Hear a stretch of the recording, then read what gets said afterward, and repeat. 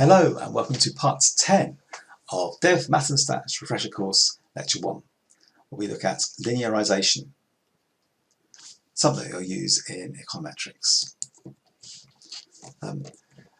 So linear functions are good because they're simpler, and some of the important techniques you're going to use in econometrics particularly assumes that the functions are linear, but most functions aren't really linear, especially if they're realistic. We saw before there's the Cobb-Douglas one, it's more realistic, but it's harder to work with because it's not linear. So what you very often do is use this trick of using logs to change something which is an exponential form into a linear one, and then you get the best of both worlds.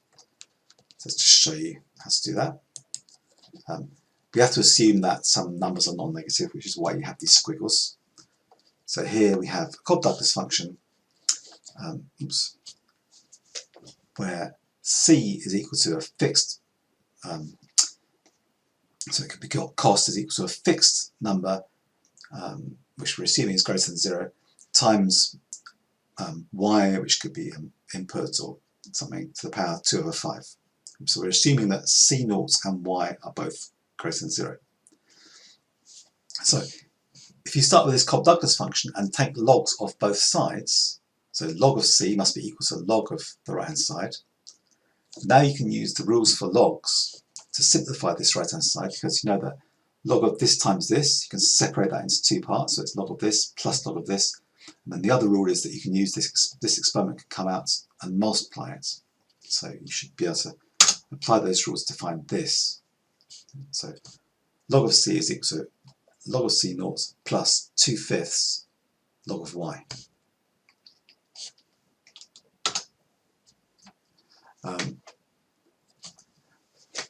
So writing it in this kind of form, if you're putting it onto a graph and you said, okay, log of y we're going to plot as variable x, so we've got all the values of y from our data, taken the logs of those and call those value x. We've got all the values of C0 from our data, take the logs of those and call those c, that value is c. Sorry, C0 is just a constant number. Then y is equal to c plus 2x over 5.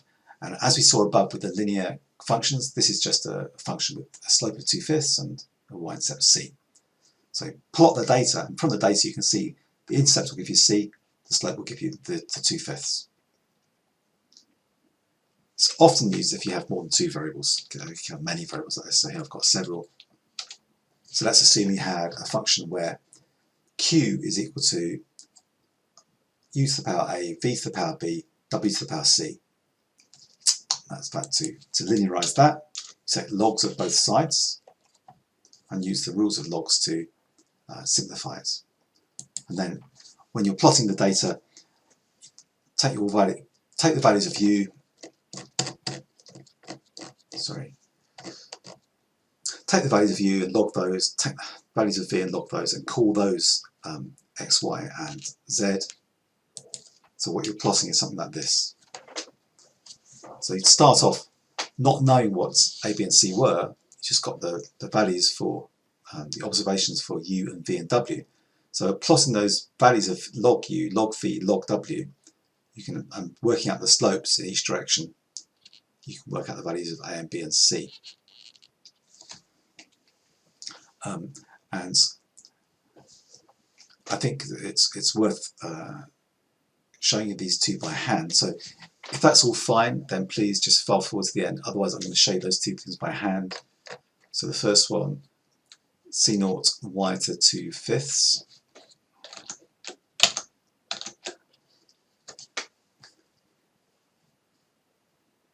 So we've got y is equal to, no we haven't, c is equal to y to 2/5 like this. So if you just took you've got observations of c and you have observation of y, you don't know what C0 is, and you would not know this 2/5. These are things you don't know. All you're starting with is an assumption of this form, and you want to find out the C0 and find out this value here. So if you plot it, you get a horrible curve. It's very hard to work out from the curve what this number is. But if you take logs of both sides, so log of c must be equal to log of c naught, y to the 2/5, like that. And then use the rules you have, which is that log of c must be equal to log of this times this,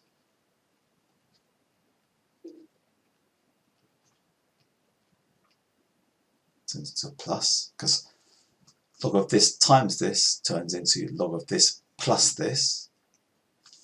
And then the other rule you have is that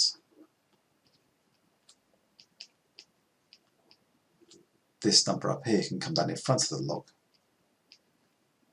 like that. And if you plot it with, if you call this,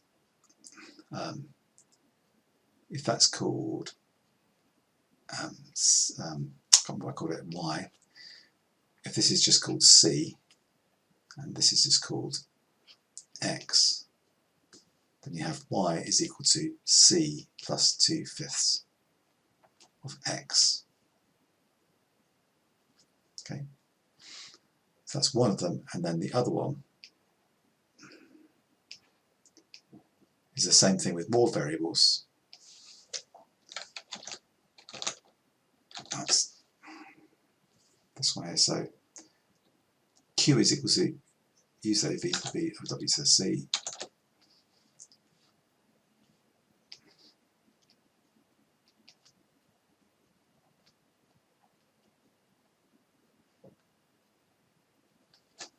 That's, now here you've got data on q, u, v and w. You don't know what a, b and c are.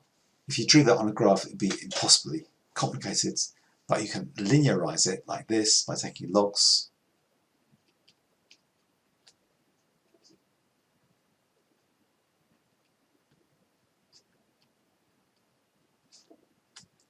And then using the rules.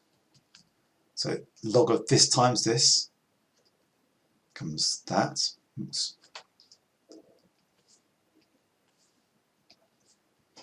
It's easy to get u and a and confuse me writing that quickly. Plus log of v to the b. That's that times that, and then divide becomes minus. So the multipliers become plus, the dividers become minus. And then the other rule is that I used up here. You can take the exponents and put it in front. So it's a log u plus b log v minus c log w. Use log q. So, and then as before, if you, once you've got the data on q, u, v and w, if you just call that y, then it's equal to a, and call this x, y and z.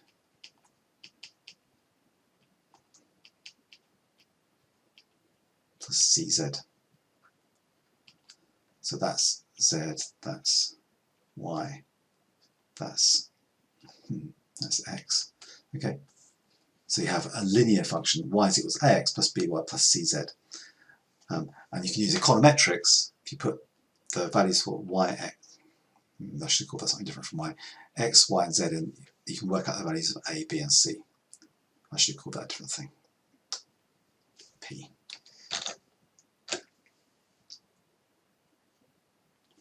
Okay, so in the final part of this lecture we'll look at the topic of interest, but for now thank you for watching.